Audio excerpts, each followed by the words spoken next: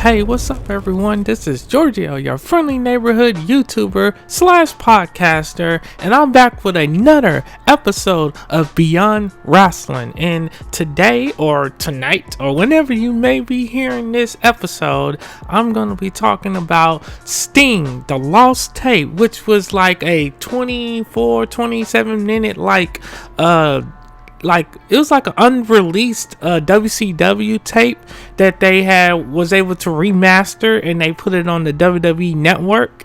And so today I thought it would be a cool idea to review it and let you know what I think about it, because and I would like to say that this tape or video of Sting's career during the time, this was during the mid 1990s, and I would assume probably 1994/1995, and this was like really at the height of Sting's career as far as him just now reaching that big popularity. He was WCW's top star at that time, and he had a crazy huge fan base, and in this documentary, or this little mini behind the scenes life, a day in the life of Sting, as a top star in WCW, they talk about all the things that he deals with in like a normal day in WCW, and it shows all the fans how hyped they were, how excited they were to see Sting in the ring. And it shows you how the fans are doing the whole woo chant, the little scream thing that Sting does, and it shows you just how humble and grateful he is, for all the fans that he has. And it goes in depth, and it shows you how he would take time before the shows to talk to the fans. He'll take time after the shows, or he could be just out and about at the time, and if a fan comes up to him, he'll be he's nice enough to talk to them. And I really like that. And then of course, at the beginning, it showed you him backstage during like signings or doing a big pay-per-view event, where he'll be joking around with some of the wrestlers. And of those wrestlers, two of them that they showed in this one, actually it's three. It's Terry Taylor, but a lot of you may not know who he is, but he was a big top wrestler during the 80s, and but I think at this time he was like a talent agent, or he probably was on the creative or writing or whatever for WCW. But they also showed you him, Sting, joking around with Buff Bagwell and everything, and that showed you all the top stars that were big at that time in WCW, all the up and coming names, Alex Wright, Buff Bagwell, Booker T, and Stevie Ray, Harlem Heat, who was probably WCW's hottest tag team at that time. And they, of course, at that time WCW acquired Hulk Hogan and Macho Man Randy Savage, and at that time that was one of the hugest things ever, because no one ever thought that Macho Man, let alone Hulk Hogan, would go to WCW. And of course, Macho Man, I believe he went there first, if I'm not mistaken, or at least sometime afterwards, after Hogan came. But they showed during this documentary of Sting, joking around with Macho Man and everything, and one of the really cool aspects about this particular lost tape, or this video or whatever, is like how kind and how honest and real Macho Man was, and he really put over Sting in this in this little video right here. Now, to my knowledge, I don't really know if I think this was released on VHS. It could have been, or this probably was shown during TV or something, sometime like after the match, that Sting had, and this match was between Sting and Big Bubba, who beforehand he was in years prior he was in the WWF, or as we call it the WWE nowadays, but he was in the WWF in the late 80s and stuff, and his name was the Big Boss Man. But of course, obviously he couldn't use that name in WCW, so he called himself Big Bubba, and Big Bubba is more of a southern name, and to be honest, Big Boss Man does have a southern voice, and I believe he is from the South. But yeah, so that's this documentary was pretty much, you know,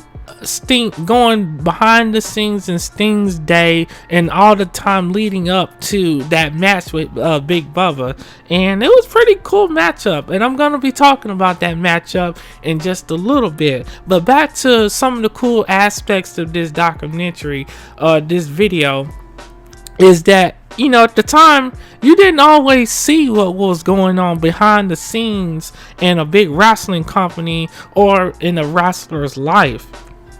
And so seeing Sting in this light at that time period was such it's something you grew to appreciate, because it didn't always happen, and Sting was always very protective of that character, and he was always self-conscious about how his character was received, you know, to the fans. And also, you know, in the middle of this, you'll see Vader putting over Sting, because Vader and Sting had some crazy matchups. And I'm also thinking about reviewing some of them old classic wrestling matches that I remember seeing at the time, because when Sting was on top of WCW in the mid 1990s, I think I was probably like maybe 5 or 6 years old. So I remember seeing him in some of these matches and stuff. But and that's one of the things I like to do on my show Beyond Wrestling, is I like to talk about the historic events in wrestling and how I experienced them at the time as a kid. And so right here, I don't remember seeing the matchup between, you know, Sting and Big Bubba or whatever, but I do know that I do remember seeing Sting with the whole surfer blonde, you know, haircut with the cool little bright face paint. And another really fun aspect about this Sting the Lost Tape episode on the WWE Network is that you see Sting putting on his face paint and the process that he goes into when putting that on, and he talks about how it makes him feel, how it pretty much calms him and gets him in the mood, gets him ready for the match. And one would have to say, one would have to think that this is probably Sting's favorite thing about, you know, wrestling, one of his top favorite things, and one of the things that helps him get over anxiety and everything. I'm assuming, you know, it kind of helps you get rid of the nerves, and he looks at it as like war paint. So it's really cool just, you know, getting to see Sting put on his face paint. And at this time, this was like one of the few times that we, at least back then, I'm assuming, that people got to see Sting without his face paint, and they got to see him put it on before a big matchup. And of course, we didn't see anything like this until years later, when he did that TNA wrestling documentary DVD set, where it showed him putting on his face paint there. And so yeah, it was really cool. And then of course, you know, it shows him in this documentary right here. It shows him like behind the scenes of him getting ready to do his interview before the big match with Big Bubba with Mean Gene Okerlund, and it shows you Sting getting himself psyched up and getting himself, you know, in that right train of thought to get ready to do that interview. And then it shows you with him, you know, with the medical staff. You know, they take you behind the scenes with the WCW medical staff and all the tape that all the little accessories and stuff that wrestlers need. And you know, and it shows him putting on his wrestling tape on his arm or his forearms and stuff. Man, dude, this the kind of stuff that I like, you know. And the thing is, Sting is still somewhat in character, even in some of this, you know. He's still, because the Sting character is Sting, but more amplified, you know, with the volume turned up on certain aspects, and and I really like that, you know. And it's just not every day that you see that. And so you know, and it wasn't like in a way where it killed the business or it hurt, you know, kayfabe or you know, the characters, you know, the people he was working with. It was never in a way to tarnish any of that. And then it shows him, you know, right before he gets ready to go out there to the crowd, and shows him getting himself psyched up. And then he comes out there with this table, you know. And I'm assuming, I guess, anything goes in this type of match. And it was really cool. And of course, Sting wasn't the champion at this time. I guess he had lost the belt to Vader. I think Vader had beat him for the title, or I think maybe Hogan had the championship. I believe it had to either been Vader or Hogan who had the belt at this time, you know. And this match right here with Big Bubba was very brutal, very hard hitting. You know, they started out outside the ring for like the first couple of, you know, minutes of the matchup, and then Big Bubba, he throws Sting into the doggone table, crushing him. And man, you know, Sting, he had the ability to have a great match, especially with big guys. And he showed a lot of athleticism in this particular matchup with Big Bubba. And he was able to lock in the sharpshooter on him and everything. Or no, it's called the Scorpion Death Lock, because here's a fun fact about that move, is that we all know Bret Hart had used that move, and some fans will see Sting using that move, they'll call it the sharpshooter. But actually, Sting was the first one to use that move in America, because actually there was a Japanese pro wrestler who used the Scorpion Deathlock / sharpshooter. That was a move that was originated in Japan. And Sting spent some time in Japan, and he used that move there. And so Sting was able to ask the guy, hey, can I use that that move or whatever? And then the dude was cool with it, you know. And Sting, he was very popular over there in Japan whenever he went over there to work too. And so he brought that move over here to America. But not only that, Sting had another move called the Stinger Splash. And yes, there were two versions of the Stinger Splash. And there was the one where he'll get you in the corner, and then he'll run over there and jump over there and splash you and knock you down from the from the corner. But he also did like a little like frog splash. And at that time, guys of Sting's size was not doing that. And yeah, Sting, he called that the Stinger Splash, and he would sometimes win a match with that move right there. You know, it just to switch it up a bit. But and this was all before he started using the Scorpion Deathlock, you know, and well, actually the Scorpion Death Drop, my bad. Sometimes you can get them mixed up, but yeah, he had the Scorpion Death Drop, which was a reverse DDT, but he didn't start using that move until like 1996. I would say late 1996 or so. And he started using that mainly with the Crow character. But of course, this documentary, this is way before any of that stuff came about. At the time, you know, Sting was showing a lot more attitude and everything with this character, the Surfer Sting character, you know, because around this time, you know, fans were changing. This was like really on that cusp of fans starting to want more. Fans started seeing, you know, more attitude from characters like, you know, Stone Cold, which was in the following year, and he started coming up, and fans was like, I like that. And so Sting, he was starting to show more of that. He was starting to show more edge to the Surfer Sting character, which that made him very, very unique.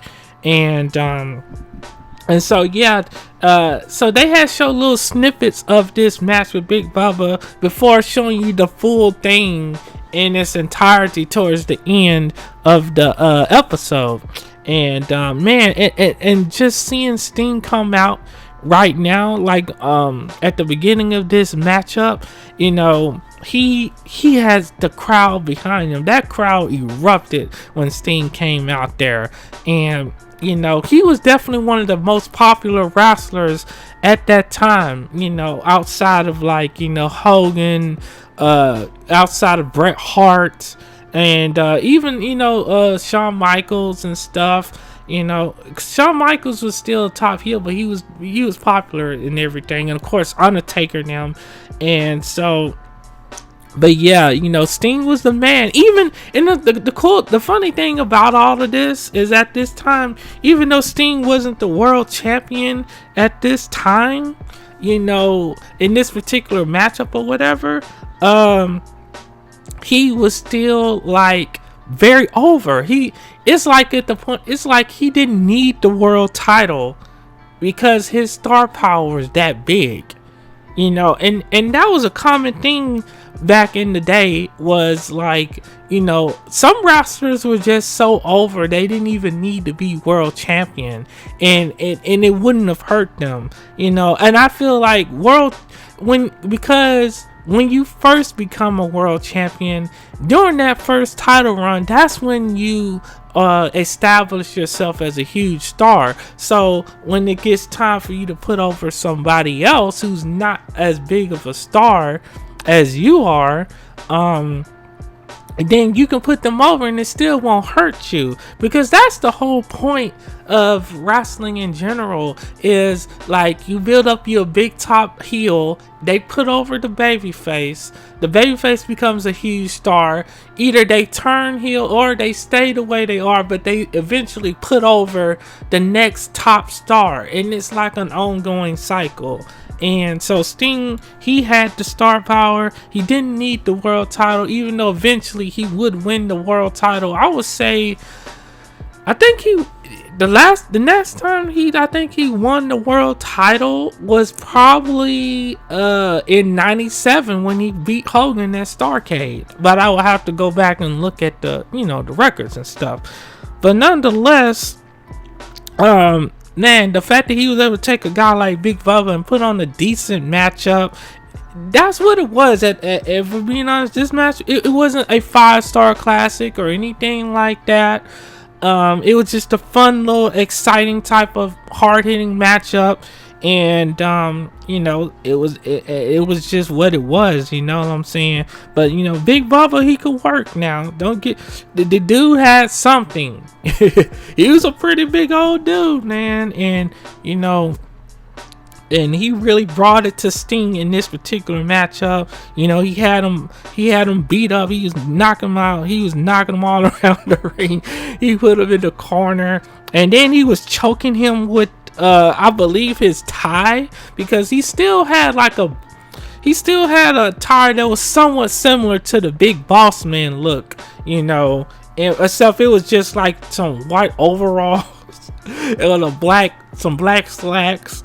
So I don't know why he called himself Big Bubba. I don't get that one. It's funny. I guess because WCW was a Southern-based wrestling company, and I guess it fit in with the thing. Yeah, and I think he wanted to keep the Big Boss, or at least he kept the word big and everything. You know, and there was a lot of wrestlers of his size use big in their names sometimes.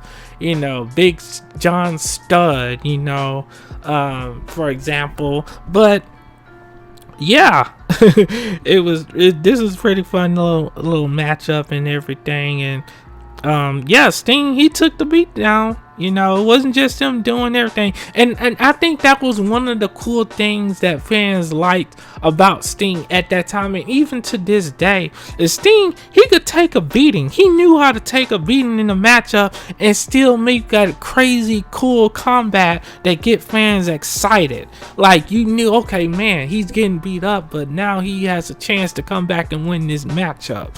You know, Sting knew how to get the fans emotionally invested in him. You know, when he got beat up in a match, you truly felt sorry for him, even though he was not a small guy. Sting was like, what, 250 or something, I think, at this time. He was not a small guy, but he knew how to use his wrestling ability, his character, his size, and everything to still be able to get that fan sympathy from you. And you know, and I really enjoyed that a lot, you know, because that shows you just how great, you know, Sting was at that time period. And now they're fighting outside the ring. Sting, and he did this, and the fact he was able to body slam Big Bubba, or scoot slam him on this table on the outside the ring. And Big Bubba, like I said, he's probably like 300 something pounds at this time, and I'm not even exaggerating. He's like 300 something pounds. And Sting really utilized the table. I guess they should have just called this a table match, but it wasn't called a table match. It was very interesting, you know, with how they booked this matchup. Oh man, and then Big Bubba just slang Sting right into that table. I'm surprised it didn't broke. This was not a gimmick table, I will tell you that. And you probably wonder, what is a gimmick table? Well, usually those gimmick tables, they're really cheap tables. Like, I don't even know how to describe them, but they're really low quality tables. You probably can get them at the dollar store or something like that. But this was like a real table. Now, that's why if you watch this matchup, when Big Bubba throws Sting into it, it didn't break. Or when Sting has scoop slammed Big Bubba on the table, it didn't break either. And then, of course, they ended up fighting back in the ring, and they had the table in the corner, and Big Bubba, he threw Sting into the table again, and you would have think with a guy Sting's size, that table would have broke, but it never did. It didn't break there. So this was not a gimmick table from what I'm seeing. And because I know I've heard some people use that word with the chair, like a gimmick chair. There is no gimmick chair unless it's one of them cheap ass wooden chairs, you know. Maybe so, those probably would break easily, but nah, back then, at least in certain, especially in Japan and everything, they didn't use them old cheap chairs and tables. You know, in WCW, they had them folding chairs that you knew were real. Like, and so if somebody hit you with one of them folding chairs back then, like the ones that WCW used or whatever, yeah, they hurt. They definitely hurt. And then, of course, you know, Boss Man, he had control of the match, and he hit Sting with the running sidewalk slam and used Sting's momentum against him, and that really kind of, you know, took the wind out of Sting. So yeah, Sting took a big beating in this match, that's for sure. Now, I don't know why the hell Big Bubba would put his big ass on top. Why his big ass would go on the top rope and try to go for a splash when he had the match won. I don't know why he did that, but I guess this is the part where Sting makes his big time comeback in the match. And so yeah, Bubba, he made a big mistake by going to that top rope, but now he's gonna pay for it. And Sting hits the Stinger splash from the top rope. Oh, is that it? Oh, that's two. Okay, yeah, Sting, he had two. He got 2 count out of that. And so, man, oh, and Big Bubba, he poked Sting in the eyes.